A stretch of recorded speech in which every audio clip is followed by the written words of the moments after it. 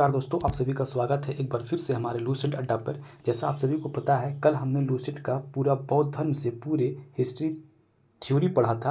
आज हम लोग उसी को आगे बढ़ाते हुए घटना चक्र का करीब 122 क्वेश्चन है, उसको पूरा कवर करेंगे। और इससे ज़्यादा कहीं भी बौद्ध धर्म से आगे क्वेश्चन नहीं पूछे जाते। अगर हम बात करते हैं इंपॉर्टेंस की, तो किसी भी एग्जाम में आप चले जाइए, चाहे वो रेलवे हो, चाहे वो बिहार दरोगा हो, चाहे बीएसएससी सीजीएल हो, या किसी भी एग्जाम में चले जाइए, यहाँ से 1-2 क्वेश्चन मार्क्स आते हैं। तो चलिए हम आज कोशिश करेंगे करीब पूरे ख़त्म करने का वीडियो को। लेकिन अगर ना हो पाया तो कम से कम इसको 2 पार्ट में हम लेकर आएंगे। 2 पार्ट में इस वीडियो को हम कवर करेंगे और टोटल कवर करेंगे और अच्छे से कवर करेंगे। चलिए ज़्यादा लेट ना करते हुए अपनी वीडियो को हम स्टार्ट करते हैं। चलिए दोस्तों, पहला क्वेश्चन हमारा ये है कि गौतम बुद्ध का जन्म कब हुआ। गौतम बुद्ध का जन्म कब हुआ? तो इनका जन्म जो हुआ 563 ईसा पूर्व में हुआ। दूसरा क्वेश्चन हमारा है कि बुद्ध के जीवन की किस घटना को महाभिनिष्क्रमण के नाम से जाना जाता है। तो उनका जो है ना घर को त्यागना ही क्या कहा जाता है? महाभिनिष्क्रमण के नाम से जाना जाता है। फिर पूछा जाता है क्वेश्चन है कि निम्नलिखित में से किस राजवंश के अभिलेख से इस परंपरा का समर्थन होता है कि लुम्बिनी जो है शाक्य मुनि यानी बुद्ध का जन्म का स्थान है। तो ये हमारा मौर्य से पता चलता है। ठीक है, आगे चलते हैं हम लोग। गौतम बुद्ध की माँ का किस वंश से संबंधित है? गौतम बुद्ध की माँ का किस वंश से संबंधित है? तो वो हमारा जो थी वो कौलीय वंश से थी।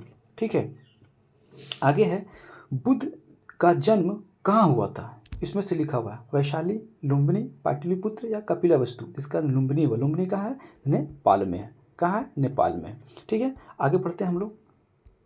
अब ये कह रहे हैं कि निम्न में से कौन सा नाम जो बुद्ध का दूसरा नाम यानी दूसरे नाम से बुद्ध को और किस नाम से जाना जाता है? तो इसमें ऑप्शन हमारा है पर्थ है, प्रच्छन्न है, गुडाकेश है या मिहिर है। तो इनमें से कोई नहीं है, क्योंकि बुद्ध का बचपन का नाम जो था वो क्या था? तो वो सिद्धार्थ था। क्या था? सिद्धार्थ था। ठीक है, आगे बढ़ते हैं हम लोग। अब ये कह रहा है निम्नलिखित में से कौन सा अशोक का अभिलेख से इस परंपरा की पुष्टि करता है कि गौतम बुद्ध का जन्म जो हुआ था जन्म लुम्बिनी में हुआ था। ठीक है, तो ये हमारा है रुमनदेयी स्तंभ लेख। कहाँ है? रुमनदेयी स्तंभ लेख है, उससे पता चलता है कि बुद्ध का जन्म जो हुआ था वो लुम्बिनी में हुआ था। अगला क्वेश्चन है निम्नलिखित में से किस राजा के एक अभिलेख से सूचना मिलता है कि शाक्य मुनि बुद्ध का जन्म लुम्बिनी में हुआ है? तो ये हमारा क्या है? ये हमारा अशोक है। अशोक का किस धर्म से? तो मौर्य से। पहले भी क्वेश्चन देखे हम लोग मौर्य से। आगे पढ़ते हैं। आगे है कि महात्मा बुद्ध का महापरिनिर्वाण जो हुआ वो कहाँ हुआ? महात्मा बुद्ध का महापरिनिर्वाण जो हुआ कहाँ हुआ है? तो ये हमारा हुआ कुशीनगर में हुआ। ठीक है, कुशीनगर में। अब बात करते हैं निम्नलिखित में से राज्यों में किन से संबंध जीवन से था? बुद्ध के जीवन से था। निम्नलिखित राज्यों में से किन का संबंध बुद्ध के जीवन से था? तो ये हमारा क्या इसमें अवंती दिया हुआ है, गंधार था, मगध था, कौशल नहीं। ये हमारा 3 और 4 कौशल से था और हमारा ये मगध से था। ठीक है, अब क्वेश्चन अगला कहता है कि गौतम बुद्ध का महापरिनिर्वाण जिस राज्य में हुआ वो कहाँ है? तो हमारा क्या था? मल की राजधानी क्या थी? कुशीनगर। ठीक है, अब आगे क्वेश्चन बोलता है कि महात्मा बुद्ध का महापरिनिर्वाण किस गणतंत्र में हुआ? महात्मा बुद्ध का परिनिर्वाण जो हुआ है किस गणतंत्र में हुआ? तो हमारा किस गणतंत्र में हुआ? ये मल्लों के मल थे ना, कुशीनगर है मल्लों की राजधानी। फिर अगर आगे बोलता है गौतम बुद्ध द्वारा अपने धर्म में दीक्षित किया जाने वाला अंतिम व्यक्ति कौन थे? तो हमारा जो लास्ट था वो सुभद्र था। ठीक है, अब आगे बढ़ते हैं। उस तरह से क्वेश्चन आ गया गौतम बुद्ध ने किस स्थान पर निर्वाण प्राप्त की थी? गौतम बुद्ध ने किस स्थान पर निर्वाण की प्राप्ति की थी? तो ये हमारा क्या हो जाएगा? देखिए, ऐसे तो कुशीनगर हुआ है, कुशीनारा में हुआ। कुशीनगर पर कुशीनगर को या कुशीनारा ही कहा जाता था। ठीक है, अब पूरा जाता है क्वेश्चन दूसरा है कि बुद्ध द्वारा रूपांतरित निम्न व्यक्तियों में से कौन सा अंतिम था? तो ये हमारा ये सुभद्र था। ये तो क्वेश्चन हो चुका पहले भी। अब ये बोलता है कि महापरिनिर्वाण मंदिर अवस्थित है कहाँ है? महापरिनिर्वाण मंदिर जो है वो कहाँ अवस्थित है? तो ये हमारा जो है कुशीनगर में। कहाँ है? कुशीनगर में। अब बोला जाता है क्वेश्चन बुद्ध ने अपने जीवन का अंतिम वर्ष ऋतु कहाँ मनाया था? वर्षा ऋतु कहाँ मनाए थे? मतलब बुद्ध ने अपने जीवन का अंतिम वर्षा ऋतु कहाँ मनाए थे? तो ये हमारा वैशाली मनाए थे। अब आगे देखते हैं। क्या था, बुद्ध ने अपना पहला उपदेश कहाँ दिया था? तो ये हमारा सारनाथ में दिया। इस सारनाथ की जगह पे फिर आता है ऋषिपत्तनम भी आता है। ऋषिपत्तनम सारनाथ का ही दूसरा नाम जो है ऋषिपत्तनम है। ठीक है। और आगे है कि सारनाथ में अपना प्रथम प्रवचन किसने दिया था? तो इसमें महात्मा बुद्ध ने दिया था। अब आगे क्वेश्चन यहाँ पर भी, निम्नलिखित में से कौन सा एक बौद्ध मत में निर्वाण की अवधारणा का सर्वश्रेष्ठ व्याख्या करता है? तो ये हमारा क्या है? तृष्णा रूपी अग्नि का शमन। तृष्णा रूपी अग्नि का शमन। आगे करते हैं कि गौतम बुद्ध अपना प्रथम उपदेश कहाँ दिए थे? तो फिर से क्वेश्चन रिपीट हो गया। तो ये हमारा सारनाथ में थे। अलार कलाम कौन थे? इसमें पूछा जा रहा है अलार कलाम कौन थे? बुद्ध के एक शिष्य थे कि प्रतिष्ठा या बुद्ध के गुरु थे? तो बुद्ध के ये गुरु थे। अलार कलाम पहले थे। इससे जो है ना शाक्य दर्शन का ज्ञान इसको हुआ था। और इसमें शून्य का ज्ञान इसको हुआ था। किससे? अलार कलाम से। आगे करते हैं। बौद्ध ग्रंथों में धर्म चक्र प्रवर्तन क्या है? बौद्ध धर्म में जो धर्म चक्र प्रवर्तन हो क्या है वो? तो वो जो हमारा है ना सारनाथ में दिया गया उनका प्रथम उपदेश है। अब कहता है कि महात्मा बुद्ध ने अपना धर्म चक्र प्रवर्तन किस स्थान पे दिया था? देखिए फिर से क्वेश्चन रिपीट हो गया। ठीक है। तो ये हमारा क्या हुआ? सारनाथ में हो गया। धर्म चक्र परिवर्तन क्या है? धर्म चक्र परिवर्तन क्या है? किया गया था, कहाँ किया गया था? तो ये हमारा सारनाथ में किया गया था। क्वेश्चन सब रिपीटेड क्वेश्चन है। कितना इंपॉर्टेंट क्वेश्चन है आपको पता, बिल्कुल अच्छे से पता होगा कि कितना इंपॉर्टेंट है। आगे पढ़ते हैं हम लोग। अब बोलता है कि बुद्ध ने सर्वाधिक उपदेश कहाँ दिए? बुद्ध ने सर्वाधिक उपदेश कहाँ दिए? तो ये हमारा श्रावस्ती में दिए। ठीक है। सबसे ज़्यादा श्रावस्ती में दिए। आगे पढ़ते हैं हम लोग कि बुद्ध कौशाम्बी किसके राज्यकाल में गए थे? यानी बुद्ध जो है ना कौशाम्बी किसके राज्यकाल में गए थे? तो उदयन के काल में गए थे। फिर अगला लिखा हुआ, बुद्ध के महापरिनिर्वाण के बाद पहली बौद्ध संगीति हुई थी, कहाँ हुई थी? ये पहली संगीति जो हुई राजगिरी में हुई थी। दूसरी संगीति कहाँ हुई थी? दूसरी वाली जो हुई थी वो हमारा वैशाली में हुई थी। वैशाली में हुई थी दूसरी वाली। और तीसरी वाली जो हुई थी वो क्या हुआ था? पाटलिपुत्र यानी पाटलिपुत्र में हुई थी।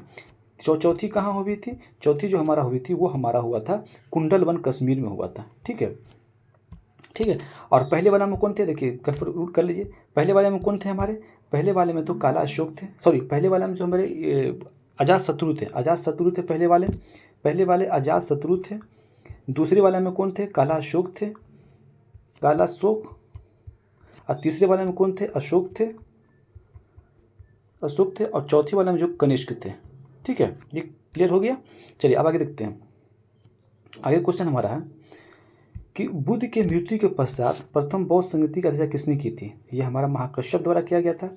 दूसरा जो किया गया था हमारा दूसरा वाला किया हुआ था।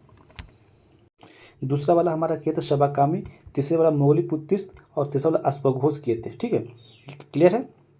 अब आगे क्वेश्चन हमारा करता है कि कश्मीर के कनिष्क के शासन काल में जो बौद्ध संगीति आयोजित हुई थी उसे अध्यक्षता निम्नलिखित में किसने की थी? तो हमारे ये किया था वसुमित्र द्वारा किया गया था। ठीक है। क्लियर। अब अगला क्वेश्चन करता है कि प्रथम बौद्ध परिषद का संचालन निम्नलिखित में से किस स्थान पर किसने किया था? तो प्रथम वाला जो किया था महाकश्यप किए थे। दूसरा वाला जो किए थे हमारा ये हमारा दूसरा वाला किए थे हमारा अभी बताया था ना, क्या कहते हैं इसको नाम, अरे दूसरा वाला शबाकामी। तीसरा वाला कौन थे? मोगलीपुत्तिस्त थे। और चौथा जो हमारा थे अश्वघोष थे, वसुमित्र थे। ठीक है। अब अगला क्वेश्चन कहता है कि बौद्ध धर्म का महायान शाखा औपचारिक रूप से किसके शासन काल में प्रकट हुई थी? तो ये हमारा कनिष्क के कार्यकाल में, मानी चौथी बौद्ध संगीति जब हो रही थी। चौथी बौद्ध संगीति में दो संप्रदाय बन गए थे, हीनयान और महायान में कन्वर्ट हो गया था, मतलब बट गया था ये बौद्ध धर्म। अभी कहता है कि स्वर्ण सप्तकर्णी गुफा कहाँ स्थित है? सप्तकर्णी गुफा जो है कहाँ स्थित होती है? ये सप्तकर्णी गुफा जो है ये राजगिरी में है।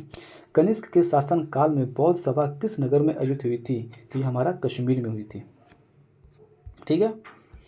अब आगे बढ़ते हैं। अब कह रहा है कि किस शासक के काल में चतुर्थ बौद्ध संगीति का आयोजन कश्मीर में किया गया था? अभी रिपीट क्वेश्चन हो गया। ये भी कनिष्क में समय हुआ था।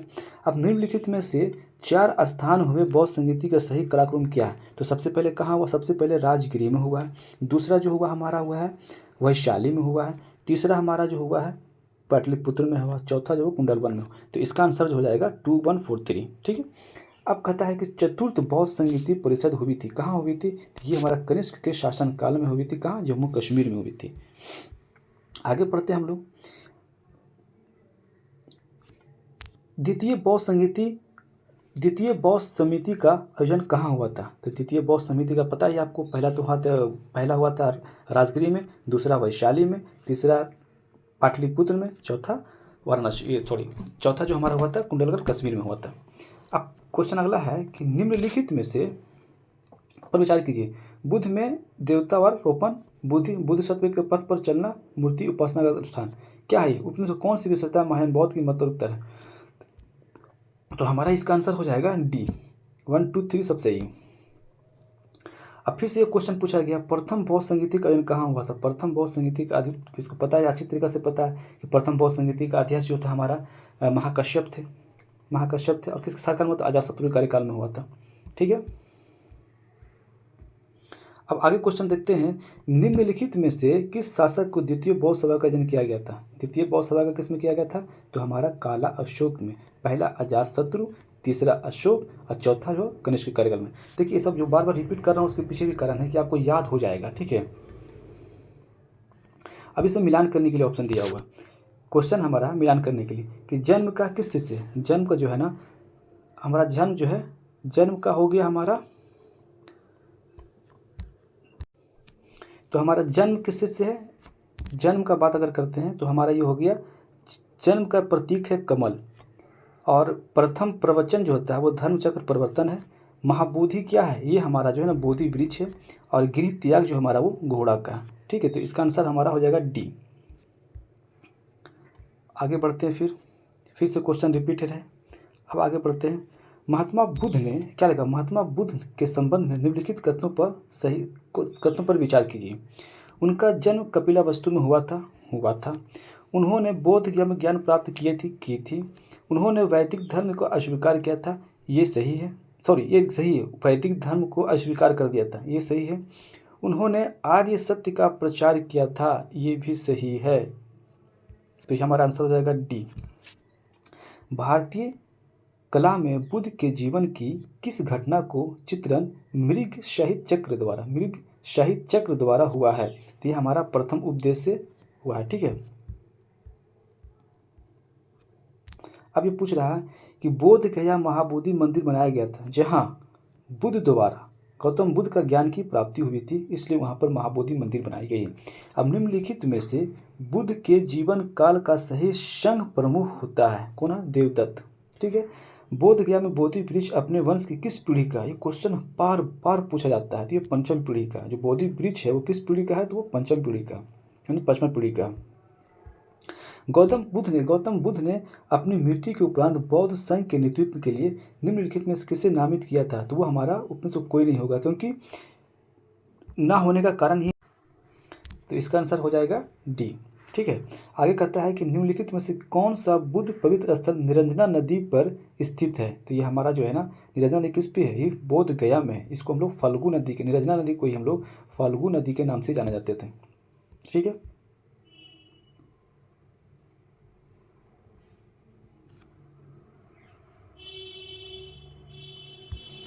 अब आगे हम लोग बढ़ते हैं। बुद्ध के उपदेश किससे संबंधित है? आत्मा संबंधित विवाद से, ब्रह्मचर्य से, धार्मिक कांड से, या आचरण की शुद्धता से है। गौतम बुद्ध के बारे में निम्न में से क्या सत्य है? वे कर्म में विश्वास करते थे, वो आत्मा के शरीर के परिवर्तन मानते थे, निर्वाण प्राप्ति की विश्वास करते थे, या ईश्वर की सत्ता की विश्वास करते थे? इनमें से क्या है? इनमें से ऑप्शन सही चारों का सब सही है। ठीक है, अब त्रिपिटक किस धार्मिक पुस्तक है? किसकी धार्मिक पुस्तक है? तो ये हमारा बौद्ध का है। ठीक है, आगे पढ़ते हैं। त्रिपिटक, अब लिखा होगा आगे क्वेश्चन हमारा है, त्रिपिटक निम्नलिखित में से किससे संबंधित है? तो अभी तो बता दिए थे, ये बौद्ध से, फिर से रिपीटेड क्वेश्चन हो गई। बौद्ध संघ में भिक्षुणी के रूप में स्त्रियों का प्रवेश की अनुमति बौद्ध द्वारा दी गई थी, कहाँ पे दी थी? वैशाली में दी गई थी। निम्नलिखित में से किस बौद्ध ग्रंथ में संघ जीवन का नियम प्राप्त होता है? संघ जीवन किसमें होता है? विनय पिटक में होता है। 3 पिटक है, विनय पिटक, सूत पिटक और अभिधम पिटक। ठीक है, आगे हम लोग देखते हैं त्रिपिटक क्या। तो त्रिपिटक जो हमारा है ना बुद्ध के उपदेशों का एक संग्रह, जो उपदेश दिए थे उसी का एक संग्रह है। चौसा यमक युद्ध बुद्ध पिटक से संबंधित है। यमक जो है ना बुद्ध पिटक से संबंधित है। किस पिटक से? तो अभिधम पिटक से। यमक जो है ना बुद्ध के किस पिटक से संबंधित है? तो ये अभिधम पिटक से।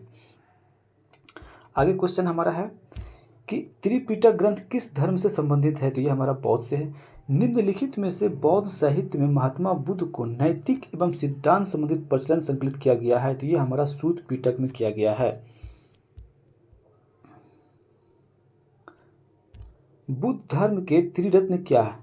बुद्ध धर्म संघ, तो इसका ऑप्शन हो जाएगा बी। ठीक है। विश्व में सबसे ऊंचा कहा जाने वाला विश्व शांति स्तूप बिहार के किस जिला में है? तो हमारा ये नालंदा जिला में। नालंदा जिला यानी राजगीर में।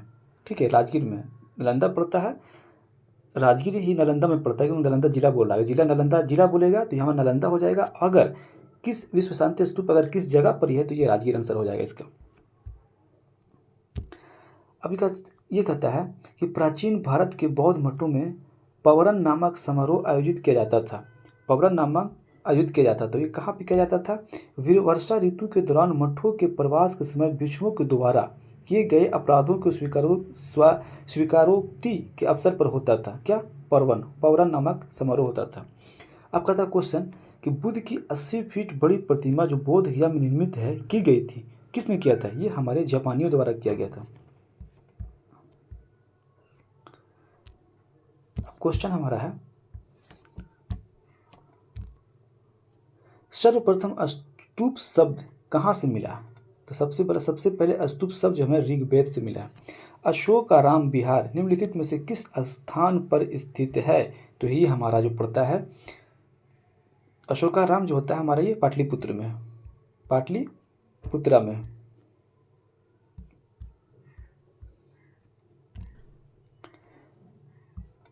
वह स्तूप स्थल जिसका संबंध भगवान बुद्ध के जीवन की किसी घटना से नहीं है, तो क्या है? ये सांची। सांची जो है ना अशोक से है। ठीक है। वह स्तूप स्थल जिसका संबंध भगवान बुद्ध के जीवन की किसी घटना से नहीं रहा, क्योंकि ये सांची है। सारनाथ गए थे, बोध गया गए थे, कुशीनगर गए थे, लेकिन सांची नहीं गए। सांची में इसका क्या है? अवशेष है। सांची का स्तूप किसने बनवाया था? तो सांची का स्तूप बनाया था हमारे अशोक ने बनाए थे। किसने बनाए थे? अशोक ने बनाए थे। संसार स्थिर और क्षणिक है, निम्न में से किससे संबंध है? ये हमारा बौद्ध से। निम्नलिखित स्तूपों में सही प्रतीक क्रम कलानुक्रम में सजाई। तो सबसे पहला देखिए, इसमें तो है ना बहुत केस है, इसको छोड़ दिए क्वेश्चन को। ये किसी ने कुछ आंसर किया, किसी ने बी आंसर किया, किसी ने सी आंसर किया, इसलिए इसको आंसर नहीं लेते हैं। आगे बढ़ते हैं। क्वेश्चन है कि निम्नलिखित में से किसे एशिया का ज्योतिपुंज कहा जाता है? तो हमारे गौतम बुद्ध को कहा जाता है। अनात्मावाद सिद्धांत जो है किससे है? तो ये हमारे बौद्ध दर्शन से है। निम्नलिखित किससे क्षणिकवाद का प्रतिपादन किसने किया था? क्षणिकवाद का प्रतिपादन जो हमारे वो बुद्ध ने किया था। भारत के सांस्कृतिक इतिहास के संदर्भ में परिमिता शब्द का सही विवरण निम्नलिखित में से कौन सा है? तो इसमें क्या है? परिपूर्णताएं जिनकी प्राप्ति से बोधिसत्व पथ प्रशस्त हुआ हो। भारत में पहले जिस मानव प्रतिमाओं को पूजा हुआ था वो किसकी कहते? तो बौद्ध की थी। मतलब सबसे पहले पूजा अगर किसी प्रतिमाओं का यानी मूर्ति का हुआ सबसे पहले वो बुद्ध की है। सर एडविन एर्नाड की पुस्तक द लाइट ऑफ एशिया आधारित थी, किस चीज पे थी? ये ललित विस्तार पर थी। देश में निम्नलिखित में से किस मूर्ति पूजा का नींव रखी थी? तो ये हमारे बौद्ध धर्म में रखी गई थी।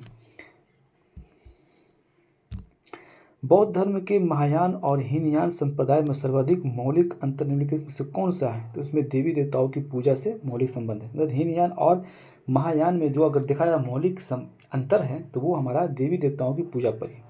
गंधहार शैली में मूर्ति कला बुद्ध के सारनाथ में हुए प्रथम धर्मोपदेश में से संबंध में प्रवचन मुद्रा का नाम क्या था? तो हमारा धर्म चक्र था। गौतम बुद्ध का एक देवता का स्थान किस राज्य के युग में प्राप्त हुआ था? तो ये हमारा अशोक के काल में हुआ था। ठीक है। बुद्ध की खड़ी प्रतिमा निम्नलिखित में से किस काल में बनाई गई थी? तो ये हमारा कुषाण काल में बनाई गई थी।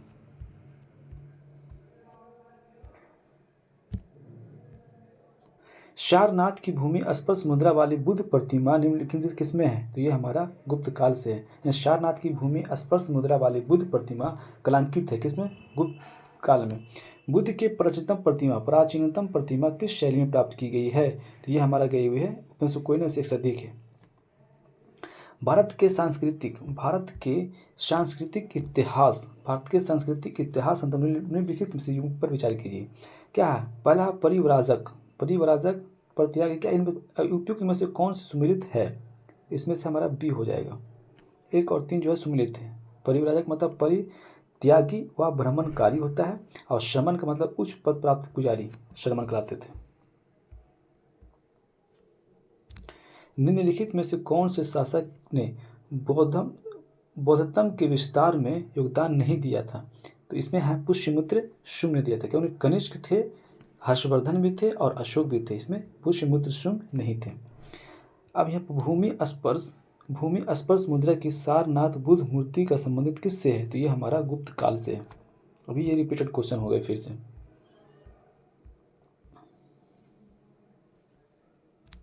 अब यहाँ पे कह रहा है कि निम्नलिखित युग्मों से कौन सा सही सुमेलित है? लोथल प्राचीन गोदी क्षेत्र था, सारनाथ बुद्ध के प्रथम धर्मोपदेश थे, राजगीर अशोक का सिंह स्तंभ सिर, ये जो हमारा है गलत है।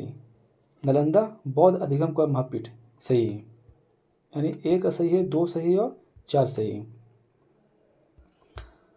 भारतीय इतिहास के संदर्भ में निम्नलिखित में से कौन सी भावी बुद्ध है जो संसार की रक्षा हेतु अवतरित होंगे? तो यह हमारा मैत्रेय होगा। महायान बौद्ध धर्म से बोधिसत्व अवलोकितेश्वर और किस अन्य नाम से जाना जाता था? ये हमारा पद्मानी के नाम से जाना जाता है। निम्नलिखित में से किस शैलाकृत गुफाओं में 11 सिरों में बोधिसत्व का अंकन मिलता है? तो ये हमारा कन्हेरी मिलता है। बोधिसत्व में शैलाकृत में गुफा में 11 सिरों के बोधिसत्व का अंकन मिलता है, तो हमारा यार कन्हेरी में मिलता है। बोधिसत्व पद्मानी का चित्र सर्वाधिक प्रसिद्ध और प्राय चित्र कौन सी है? तो ये हमारा अजंता में पाई जाती है। प्रथम शताब्दी ईस्वी में किस भारतीय बौद्ध भिक्षु को चीन भेजा गया था? तो ये हमारा नागार्जुन को भेजा गया था। हीनयान अवस्था का विशालतम एवं सर्वाधिक विकसित शैलकृत कौन सी है? तो हमारा कार्ले का चैत्य मंदिर। नागार्जुन किस बौद्ध संप्रदाय से थे? तो ये हमारा थे माध्यमिक बौद्ध संप्रदाय से थे। नालंदा विश्वविद्यालय के संस्थापक कौन थे? नालंदा विश्वविद्यालय के संस्थापक कुमार गुप्त थे। अगर पूछ दिया कि विक्रमशिला कौन बनाए थे? धर्मपाल बनाए थे। विक्रमशिला विश्वविद्यालय कौन बनाए थे? तो ये हमारा धर्मपाल हो जाएगा। ठीक है। बौद्ध शिक्षा का केंद्र कहाँ था? बौद्ध शिक्षा का केंद्र जो था हमारा ये विक्रमशिला था। किसने बनाया विक्रमशिला? तो यह धर्मपाल द्वारा बनाया गया। नालंदा विश्वविद्यालय किसके लिए प्रसिद्ध था? तो ये हमारा बौद्ध दर्शन के लिए। वल्लभी विश्वविद्यालय स्थित कहाँ है? तो वल्लभी विश्वविद्यालय जो हमारा है वो गुजरात में है। वल्लभी कहाँ? गुजरात में। नालंदा विश्वविद्यालय की स्थापना किस युग में हुई है? तो ये हमारा गुप्त युग में हुई है।